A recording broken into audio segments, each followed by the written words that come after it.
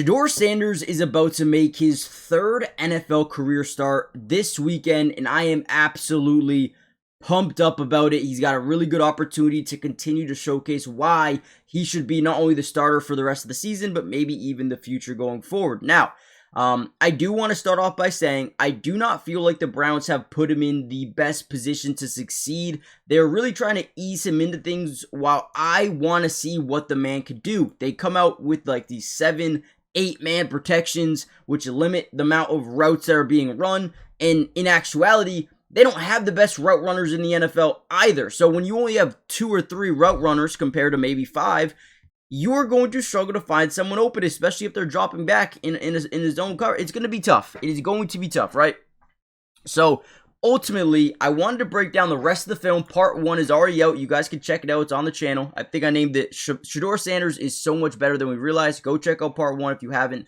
But with that being said, let's dive into this one. So again, they're really trying to ease him into it. They're going to come out in this little screen. They're going to get him out. They're going to block and then release out Harold Fannin. Block, release, and then he's just kind of going to leak out early.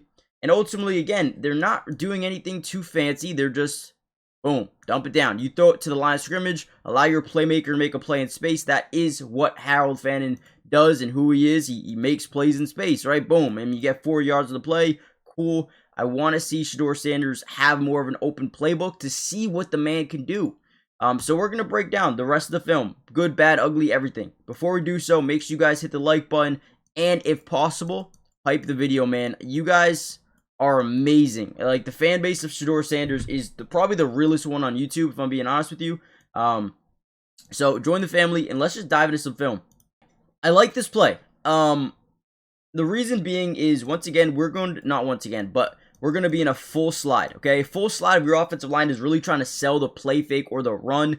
So everyone is going to slide in this direction here, right? Usually your running back will get over there to fake that run, right? Now, whenever you're in this full slide of your offensive line, someone has to pick up the man side. Because what do you notice about this play? If the tight end runs a route, no one's going to block this guy off the edge. So usually what they'll do is they'll have the tight end be that man side blocker. You call it a zone side with the slide and then a man side without the slide. So on this play, we're going to block David Njoku. We're going to get inside leverage and run this route to the outside. We're going to run a quick little hitch route, and I believe we got a crosser over the middle of the field because, again, we're kind of bootlegging out to this side of the field off that full slide. So as we snap the ball, play fake there, boom. Now all we're doing is reading this 0, essentially, right? He's dropping back, and as he drops back, ball comes out early, on time, on target. Yeah, I mean, I like how he leads him to the sideline a little bit. I don't mind that throw at all. You pick up an easy 8 yards. Now, I will say, some quarterbacks will manipulate this DB, right? Pump fake this, move this guy down, and then they might be able to hit Harold Fannin on the out. But I think he makes the right decision. I think he makes the right decision here. This guy's playing kind of deep, right? So the only thing you could possibly do here is maybe laser that thing in there quickly, but I think he makes the right decision. I think that's a good pickup. Whenever you can pick up 8 yards on one play, you'll take it every single day of the week. That's a good read by Shedeur. I actually really like this play here. So they're going to be in a zone coverage, and whenever you're in a zone coverage, these DBs, these linebackers, right, they're all taught to read the eyes of the quarterback. So for example, if you were to look to the outside here, these guys would slowly start to rotate to that side of the field, right? And you're going to see that on this play. We're going to run this quick slant over the middle of the field. We notice how the middle is kind of open, right? You see this space right here over the middle. Linebackers playing to the strong side of the field. We love this, okay? Offensive line is going to be in a slide to the left, which means these guys are going this way. You got man-to-man to the right. Now, as we drop back in the pocket, his first look is going to be to the outside. What that does is it moves this DB just slightly 1-2 steps to the outside shoulder. And again, we get this slant, okay? Now, this had potential to be a monster play. However, as he turns and fires this thing, it gets tipped up to the line of scrimmage. Ultimately, we do complete it, but if he lasers that thing in there, or I don't want to say, because he did. He threw a good pass, right? It was just deflected. If this was not deflected, this could have been a nasty catch and run for probably 20, And if he made that last guy miss, it could have been a touchdown, okay? So he's very close to having these explosive plays. Ultimately, I love the way he kind of manipulates the DB a little bit. You're going to see him as we snap, boom, looks way to the outside, and then watch. The ball's coming out over here, turns, fires, right? He does a great job manipulating this DB, opens up the middle of the field. Ultimately, it gets tipped, but could have been a massive play here for the offense. You'll take that every single day of the week. Now, there were some plays that he maybe didn't get a completion. I do want to break those down as well. Before we do that, make sure you guys are subscribed. Again, we are going to be breaking out Shedeur Sanders every single game, man. I am so excited about the potential of Shedeur. I hope he can find ways to succeed going forward, and we will see. We'll break it down every step of the way. So make sure you guys join the family. Turn on your post notifications. That way you're notified every time we post one of these videos. I promise. A lot more coming, okay? Hit the like button, join the family. Let's just keep going. Monday Night Football is officially here. We got Packers, we got Eagles. Should be a really good game. At least in my opinion, it's got that potential. Now, I'm having so much fun on the Sleeper app. I can possibly over 1,000x my money every single day on this app, and it has been so much fun so far. And I kind of wanted to share you some of my picks before we do so. Now, you guys can see them. But if you use my promo code DUBS, you see it right here, you are going to get a 100% match deposit up to $100, which means if you put in $100, they're going to give you $100. If you put in 50, they'll give you 50, right? It is a steal, I would do it just for that. Now, take a look at my picks. I'm going Saquon Barkley, more than 50 rushing yards. A.J. Brown, more than 40 receiving yards. Jalen Hurts, at least 1 touchdown. Jordan Love, more than 200 passing yards. And Romeo Doubs, more than 40 receiving yards. It's all lower than you may think, and I think it's safe. 30 to win 63. Not too crazy, not too wild. Let me know what you guys are doing for tonight. Are you going big? Are you staying safe? Let me know, and let's get back to the video. All right, so here is a very intriguing throw. We're basically running this post down the field. Now, we're going to also swing our running back out. But ultimately, you're going to see him have great pocket presence here. The offensive line is going to be in a slide projection to the right, man-to-man to the left here. So as we drop back, you're going to see the back foot hit the ground. He's going to hitch up in the pocket, which is good. Great job. Now, it is 3rd and 16. So they're playing a very shallow type of coverage where it's very difficult, right? You might be able to laser that thing in there, but it's got to be quick. It's got to be decisive. Very tough throw to make, okay? There's way too many guys around it. Probably not the way to go. Okay, this, not open. You could take your swing, but again, it's 3rd and 16. You would need this guy to make some guys miss to get the first down. David Njoku, he's not really an option. Again, he's just playing way too close to the line of scrimmage. It just doesn't make sense. But as Shedeur steps outside the pocket, boom, we see something open up deep down the field. Okay, now this is a tough throw to make, A, but B, and more importantly, he is getting away from pressure, so it makes it 10 times more difficult. This ball should have been placed more on a line than it was in the air, right? Put way too much air underneath it. And again, it's a tough throw to make. It also has to be led to the sideline, which he does do. But again, he just puts way too much air underneath it. It's got to be more to the sideline.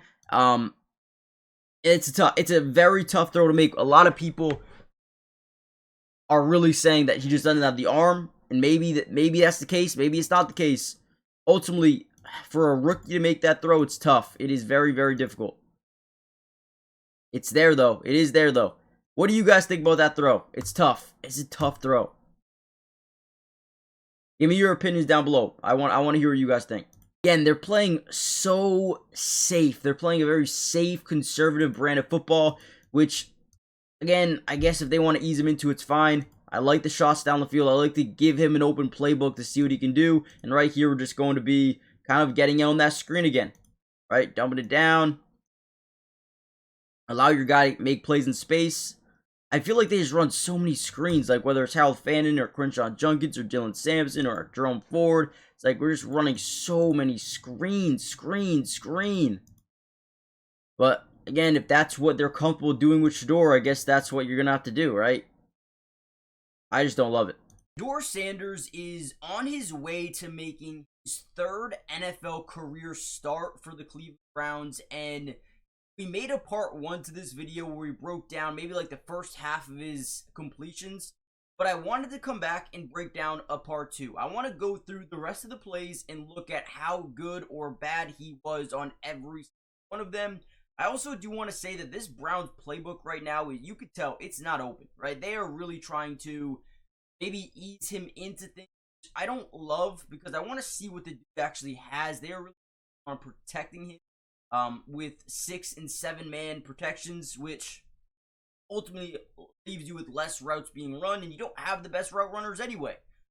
So it is very difficult to really come up with a true fair opinion about the film, but we're going to do our best. So guys, like this content, make sure you hit the like button, hype the video if you guys can.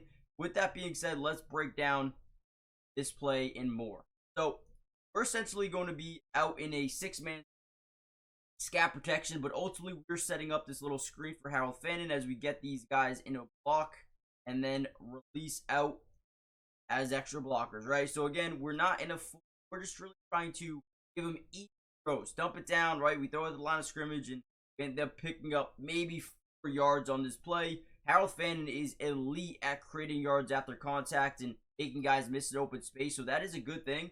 But ultimately, I would like to see him have plays where he takes some shots, and ultimately he did miss one to Jerry Jeudy. Counted up to a couple of things. Overthrow. It was bad. I don't even know what to call it. He had no effort. But ultimately, we're gonna break down a ton of film. With that being said, let's just dive into it. Okay, another interesting play. We get like this little crosser over the middle of the field, like a little shallow cross. We kind of get this ball down the left side. We're going to get a swing route here by the running back. I believe you get a stop route over here. I'm not sure what Gage is doing. I think he's running just another like stop route to the top side. Don't love the route concept. I don't feel like there's really anything open besides Harold Fannin. Like, again, if you got a monster arm, you could maybe laser that in there. It's just way too dangerous. Way too dangerous. I wouldn't even do it. I think he makes the right read. I think he makes the right throw. There's not really much open. They pick up 5 yards on the play. Again, don't mind it. It's tough because I don't think Jerry Jeudy's an alpha. I mean, at least not in this offense for them. So you're really coming out here with some unproven guys for the most part. Like, yeah, David Njoku's really good. You have Gage, who they like. You have Cedric Tillman, Isaiah Bond, who's, again, a little unproven. They don't have too many weapons as well. So when you run these 7-man protections or these 8-man protections at times, and they didn't actually do it too much in this game because they were down so much, but if you go back to other games, they were, man, really trying to protect them a ton. It's really hard for guys to get open. So I'm going to end the video here. Let me know what you guys think in the comments. Hit the like button. Subscribe. How do you think this next game is going to go? And yeah, with that being said, I'll catch you in the next one, which should be soon. Peace.